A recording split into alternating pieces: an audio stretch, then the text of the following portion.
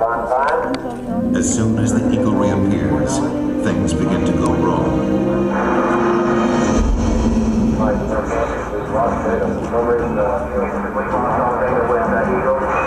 Radio communications break down.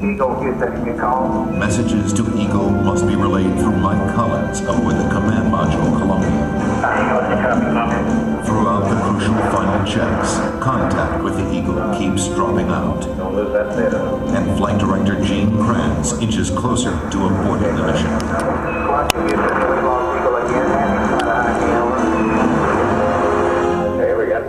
Radar flight looks good. With the vital computer links temporarily holding, the moment of decision is now. Okay, all flight controllers, donut over landing. Retro. Go. Idle. Go. Guys, go. Roll. Go. Telcom. Go. INSPE. Go. Ecom. Go. Surgeon. Go. Jetcom, we're go for landing. Eagle Houston, you're go for landing. Over. I understand. Go for landing.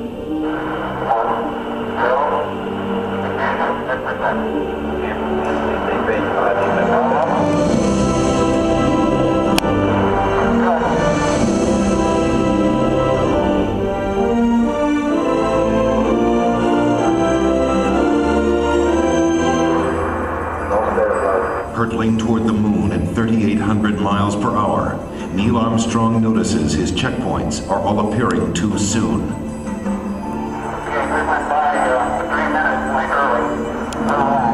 This means a serious navigation error. He thinks they're a little bit long downrange. At these speeds, 3 seconds long means missing the safe landing zone by 3 miles.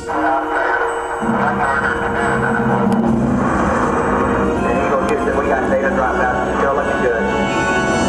Suddenly, the computer starts firing the maneuvering thrusters, jolting the ship back and forth. This has happened in simulations, but never this much, never this violent. The smooth descent is becoming a bumpy ride. Before that is fixed, a problem with the onboard computer. The 1202, 1202 alarm. The astronauts have rehearsed for thousands of possible malfunctions, but not this one. It had been considered too unlikely. Seconds seem like hours as everyone struggles to remember the meaning of a 1202 program alarm. The deadline to safely abort is vanishing fast. What is the reading on the 1202 program alarm? 1202 means the Eagle's onboard computer is overloading. This means Houston is blind, unable to make navigation corrections or interpret the data coming from Eagle's computer. Armstrong and Autoren are on their own. Mission Control decides they can go ahead. We're going that flight. We're going that alarm. If the data link doesn't fail again. We're going that alarm. 1,000 feet, and Neil Armstrong can see that the computer is proposing to put them down in a dangerous place. That landing site is full of boulders. If they land there, they will never take off again. Okay, we're going. At 350 feet, Armstrong ignores his computer navigation and veers away from the rocky landing site with no time to explain to Mission Control. Okay, all flight controllers, hang tight. In Mission Control, everybody is stunned. At 300 feet, the Eagle has left its flight plan and taken off at full speed across the face of the moon. Eagle Houston, it's descent 2, fuel monitor, over. 90 seconds of fuel remaining. Now less than 200 feet, and the Eagle is too low to safely abort back into orbit. They call this part of the flight plan Dead Man's Curve. No level, no level. All that's left for Mission Control is to read off the fuel remaining in seconds. 60 seconds, 60 seconds. The entire moon landing has come down to 2 men and 1 minute. Forward. 20 feet down, 2.5. And down to 30. 30 seconds. 30 seconds. Forward. Lights on. Down 2.5. Forward. 30 feet, 2.5 down. Steady shadow. 4 forward. 4 forward, just to the right though. Down 1/2. Finish. Contact light. Okay, engine stop. Tranquility Base, the Eagle has landed. Rocket Tranquility, we copy you on the ground. You got a bunch of guys about to turn blue. We're breathing again. Thanks a lot. A short time later, history is made again. Okay, Neil, we can see you coming down the ladder now. For one incredible moment, we are one people with one history, watching our destiny unfold. That's one small step for man, one giant leap for mankind.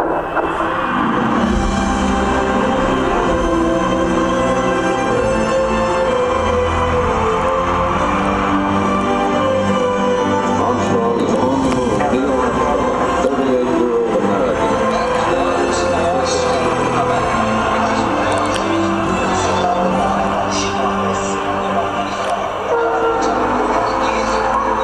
It was a moment shared by an entire world. Here, man, from the planet Earth, first set foot upon the earth. It came indeed for all mankind. With these first steps, mankind stood on the highest ground, and we saw our planet as our home port in the endless ocean of space. There was something which was surprising to me. That occurred as I was standing on the surface. Just after we had landed, I'd gone down, standing on the surface and looking at planet Earth for the first time. Seeing the beauty, seeing the finiteness of it, the limits of it, and realizing what a shame it was that people were confronting each other on that planet without realizing what it was doing to the planet. It was a very emotional moment for me. I actually shed a couple of tears. Something totally unexpected for an engineer, fighter pilot to be crying quietly up there on the moon. Mankind had achieved a tenuous foothold in the heavens, and a new and exciting world lay waiting to be explored.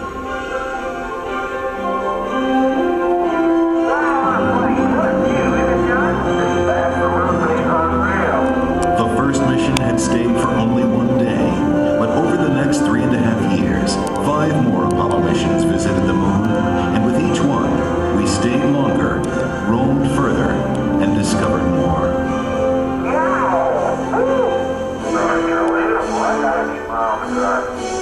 I never thought when I was a kid building rockets, in high school, that we would go to the moon, before the end of the century. I mean, I thought that was something that was way in the future, fantasy. I was rolling on the moon one day in a very early month of December.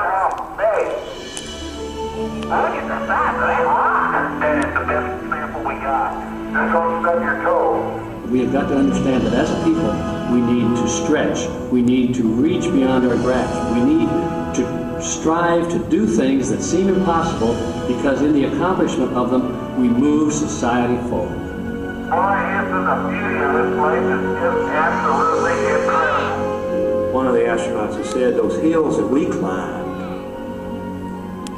give our children and grandchildren a different perspective, that they see the mountains that we couldn't see. And so what we consider impossible, they're dreaming about. 3, 2, 1. What a ride. When I have a chance to talk to kids, I tell them, the first thing I tell them is to take the word impossible out of their vocabulary. Go to their teacher tomorrow morning and scratch it out of the dictionary. The word doesn't exist. If I could stand here and tell you that I lived on the moon, that I called the moon my home for 3 days, you tell me what is impossible in this day and age, much less in a generation that follows, much less into the 21st century. Nothing is impossible. I like exploring things, inventing. I would like to go up there, find out what's really up there. I would like to be an astronaut. I like to design rockets. Payload specialist. I'd be a ground control officer. The thing that my mom can't understand is I'm terrified of heights, but I want to be an astronaut. There's so many things I'd love to do. I would explore and look for everything. I would try to start a farm. Millions of other galaxies that you might be able to live in. It's the unknown. Anything's possible. You may be able to cure certain diseases. Climb ladders and dance like. Play basketball, but you can still be short, because then you could fly up in the air. Baseball would be awesome.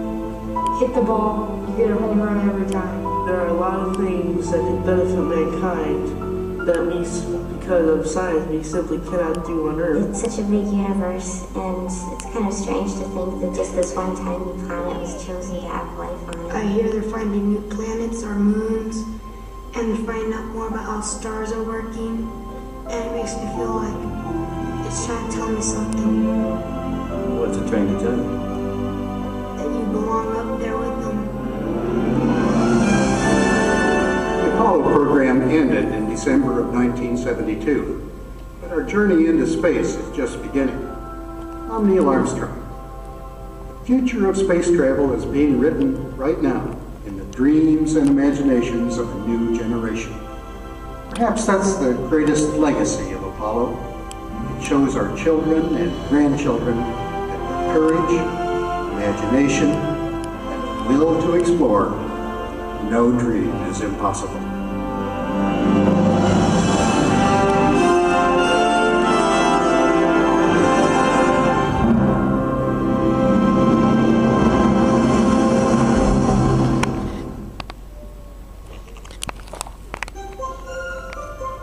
Please watch your step as you exit the theater. As soon as the eagle reappears, things begin to go wrong.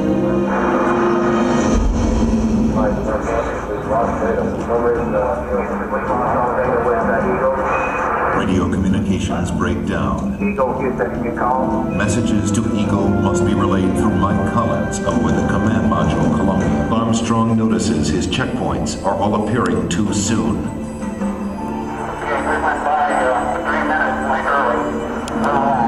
This means a serious navigation error. You think they're a little long downrange? At these speeds, 3 seconds long means missing the safe landing zone by 3 miles.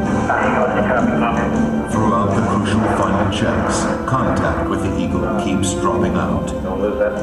And Flight Director Gene Kranz inches closer to aborting the mission.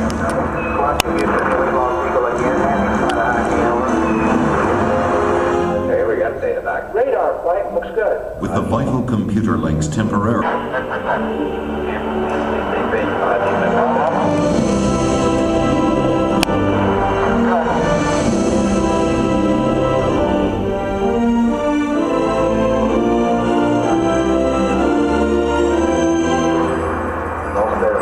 Hurtling toward the moon at 3,800 miles per hour, Neil Armstrong holding. The moment of decision is now. Okay, all flight controllers, donut go for landing. Retro, go. Idle, go. Guide, go. Roll, go. Telcom, go. In-space, go. Econ, go. Surgeon, go. Capcom, we're go for landing. Eagle Houston, you're go for landing, over. I understand, go for landing.